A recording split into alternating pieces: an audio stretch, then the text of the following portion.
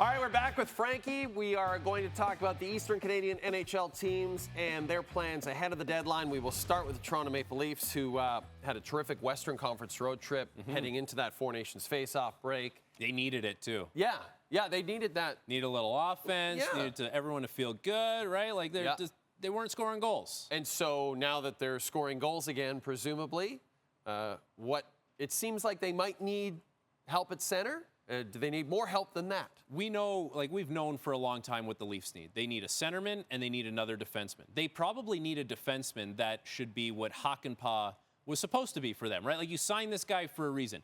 He's big, he's physical, so you need someone like that. So Luke Schenn has a lot of familiarity with Morgan Rielly. Wow. You know that fits. Yep. And we talked about it earlier. Nashville. A lot of people are going to be trying to pick players off of that team, so maybe there's a fit there. If that's not the fit, San Jose is another one of those teams where still in rebuild mode. You think they're going to sell off some pieces. Jan Ruda, Mario Ferraro. The thing about Mario Ferraro that's interesting is he's really good at playing with offensive defensemen. Like, he played with Erik Karlsson, looked good. And for Jan Ruda, he was good with Victor Hedman when Tampa Bay won the Cup. That was a good partner for him. So I liked the trade that the Dallas Stars made, bringing in Granlund and Ceci. If you can find a way to make that happen with two trades, so we know who the defenseman might be. Up front, we know who the people are, the centerman. It's like Scott Laughton, Ryan O'Reilly, maybe Ryan Strome, Yanni Gourde. Take your pick. There's quite a few of those types of players. I think the Ryan Strome one is interesting. He's a Toronto guy, would give them a little more offense than maybe a Scott Laughton. But on the other hand, Scott Laughton makes you harder to play against. I was just going to say, you don't get maybe the physicality with the Stromes. And if there's one thing we've learned about the Leafs this year, they want to be harder to play against, right? As much as when the playoffs have come around, offense has been an issue for them, they want to be hard to play against, and Scott Laughton makes you hard to play against. So there's a lot of options for Toronto, but undoubtedly it is a third-line center and a defenseman, a bigger type defenseman. How about the Ottawa Senators? They've lost 3 straight. They still hold on to that number 1 wild card.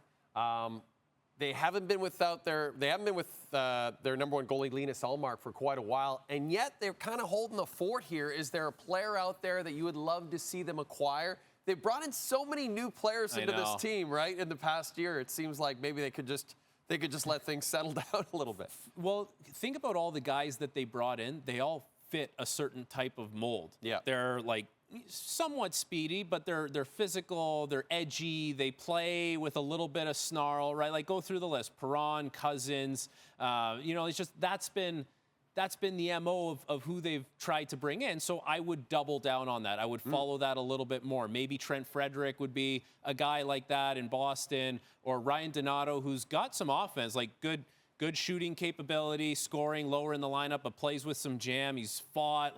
So that's where I would look at with Ottawa. I think on the back end, the emergence of Matt Paolo is interesting because he's playing at the Four Nations. He looks good. Right. He looked good when he got called up. Now he's playing. So you're 7 deep on the back end if you're Ottawa. So I don't necessarily think they're would be looking to make a defense acquisition. But up front, the thing that hurts Ottawa right now is not knowing Shane Pinto and Josh Norris's status. Right. And you can't control the timelines, and I don't necessarily think you're going to go make a move to cover up one of those guys because those are your guys moving forward. So the move that you do make is going to be someone that you can ideally keep in the lineup that helps you when those guys are back and kind of fits the mold of someone who can play that energetic style game, maybe to a lesser degree than their captain, Brady Tkachuk. Speaking of guys who are like Brady Tkachuk, you mentioned Trent Frederick. Is there not going to be a lineup of teams, if he is available, if the Bruins can't put pen to paper on him? Yeah. He just seems like exactly what every team would want going into the postseason, right? Confrontational, willing to get in your face, chirps, fights, hits, all that kind of stuff. A busy game. Yeah, he's exactly the type of player that is built for playoff hockey and someone that will be highly coveted by a team that is looking to add that element or even accentuate that element a little bit more, right? Because what's better than having 1 or 2 guys that play like that? Another guy that's like that. It feeds into that pack-like mentality. But Boston's still in the mix as well. Right. So, you talk about these players and you're like, okay, best case scenario or wish list, but fits the type of mold of what the Senators have looked for in players going back to the offseason. I'm kind of going all over the place here, so my producer's probably going nuts on me. But okay. But I wanted to then talk about, you brought up Luke Schenn, and then there was talk that maybe Braden Schenn might potentially be available. So you talk about teams who need centers, the Leafs, the Jets, like all these teams need centers, and you talk about a guy who can play playoff hockey. And it makes a lot of sense for Toronto, too, just because the Craig Berube factor. Like, for sure. He would know exactly what it is entailed, like playing for Craig Berube. Yeah. But the thing about that is, wouldn't the cost be so high to bring him in? That's my follow-up, is it would be extremely high. If you're St. Louis and you're willing to get rid of Braden Schenn, that kind of signals that we're stripping it down and starting over, doesn't it? Maybe it doesn't, but I would read that as we're really stripping it down. Maybe it's then we're moving on, with Thomas and Kyrou, and that's right. Like maybe we're giving it to them. I guess if you're making that trade, you're bringing in someone who helps you with that age demographic, right? Like Kyrou, Thomas, Buchnevich.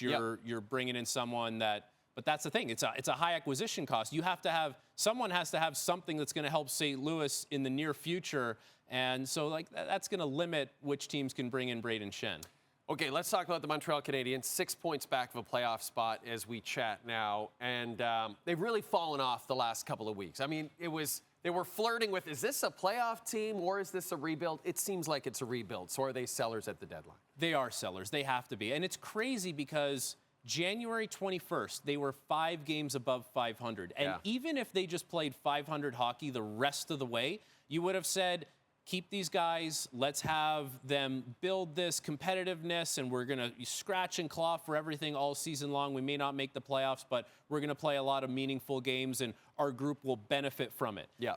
Still going to be the case to a lesser degree because they are so far back now and there's so many teams ahead of them. So the main UFAs are going to be Evans, Armia, Savard, Christian Dvorak to a much lesser degree. But, the Evans thing seems like it probably is inevitable that he moves on somewhere just because the penalty killing ability, the fact that he can be a third-line player, fourth-line player, he can move him to the wing. The versatility will be really enticing for teams. And Yoel Armia has worked so well with Evans all year, even, on the penalty kill 5-on-5. He's really found his game. So I think both those guys can bring back something that can help your organization. But David Savard, I would say, unless it's going to be a haul, you probably keep him. Because probably, would you say, the most coveted out of all those players?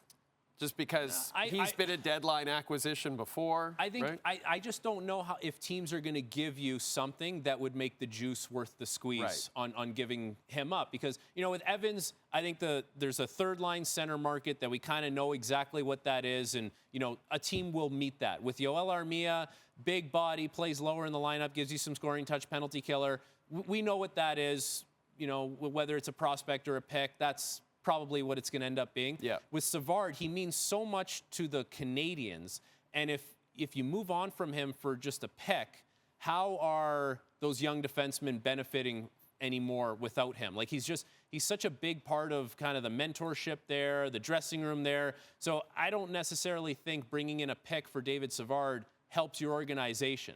And he, local guy, wants to probably be there still. For sure. And still can be there because there's some young defensemen that will make the jump, but you still need the insulation around them. So I think, if you're looking at those 3, maybe 2 go. For sure 1 goes. And Savard, I think, is staying.